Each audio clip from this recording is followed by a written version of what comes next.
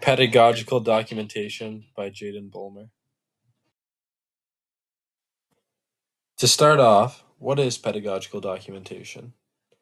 Pedagogical documentation is the process of intentionally observing, tracking, and recording children's learning and development. It is in-depth observations about children's progress and needs in the classroom environment. Doing so helps to show educators, family, and the children their growth and development under your care.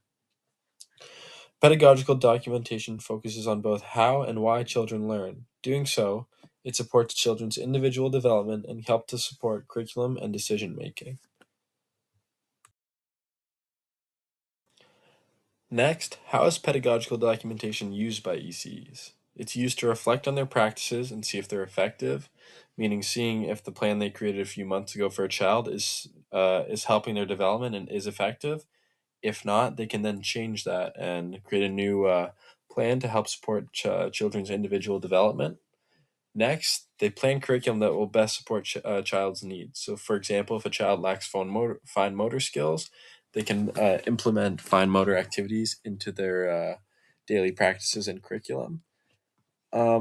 It helps to understand children's strengths and areas of improvement by writing down and keeping track of child's strengths and weaknesses. This is an easy way to track that and ensure that a child is developing. They also use it to track children's progress and development, just like strength and improvement, and to support an inclusive and safe classroom environment. So they ensure that documentation allows all children to interact with one another in a safe and nurturing environment that has lots of different activities, toys, and support. How to create high quality pedagogical documentation. First, ensure observations are authentic and accurate. Don't make assumptions. Ensure that everything you're saying is true, is 100% true and exactly the case that happened. Next, provide photos, accurate quotes, and artifacts. I think it's important for especially accurate quotes. So if a child is slurring a word, write it how the child is slurring it. Um, Write exactly what the child said to ensure that um, tone's also incorporated and gives you a deeper understanding of how the children interacts with other kids. Next, reflects on steps and a plan to support the child's development. It's written respectfully and professionally and connects documentation to curriculum practices. Here are a couple examples of pedagogical documentation in the play based experience I did in class, which was a board game activity. The first observation we made when completing the experience for our classmates, in this case, it'll say child, every child was engaged and excited in the experience. They took turns in rolling both dice and were eager to see what shape they have after rolling the shaped dice. We observed children communicate with each other during the activity by saying, I got a triangle. You you move three spaces. Oh, I didn't get any shape. It's your turn. Those are some examples of what children were saying during the activity. To follow up our first observation, we record our first pedagogical documentation. Number one, the children all enjoyed the activity. During it, children were highly engaged and eager to participate. The children all communicated with one another, saying things such as, It's your turn, demonstrating their understanding of sharing and communication. This experience showed that children are independent, social, and developing counting skills as well as shape recognition.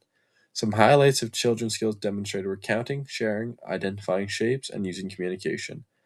Overall, this experience connects to the kindergarten program, Ontario Ministry of Education 2016, by showing that children are independent and are co learners. To extend this experience and enhance further learning, educators can implement more complex dice, different shapes, children are not as familiar with, encourage children to explain their learnings or create their own rules so it will support children's cognitive, social, emotional, and language development.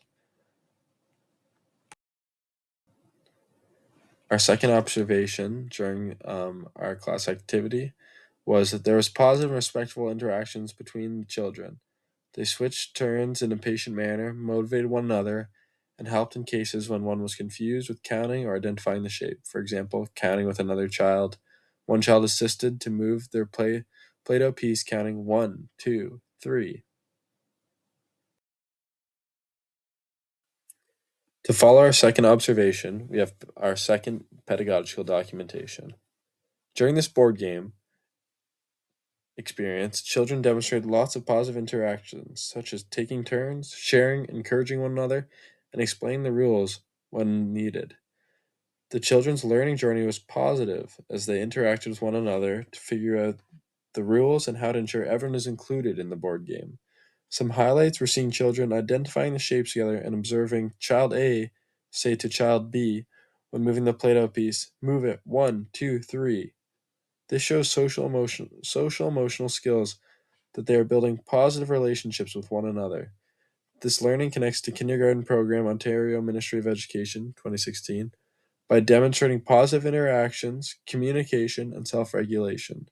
Some specific expectations focused on counting, communication, and creating relationships with one another.